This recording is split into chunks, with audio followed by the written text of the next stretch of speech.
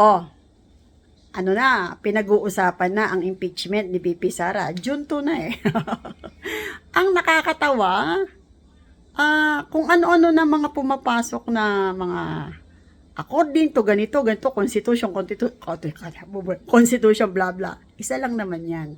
Maitatawid ba ng 19th Congress pag inumpisahan nila yung impeachment at dapat matapos during 19th Congress. Dahil pagdating doon sa 20th Congress, alam mangyayari dyan kasi papasok na dyan ang grupo ni Marcoleta. Hindi ba? So, ipik na ipik dito si Chis Escudero kasi pati siya, binanatan siya ni Pimentel. Natutuwa ako kay Tolentino, kay Senator Tolentino. Kasi, oo, dahil sa Duterte, kaya nanalo yan eh, bumabangon siya. Pero tama pa rin siya, nasa lugar siya. Ito si Pimentel nasa lugar din. Pero kitang-kita mo yung target niya, talagang gusto niyang i-impeach talaga, lalo si Ontiveros.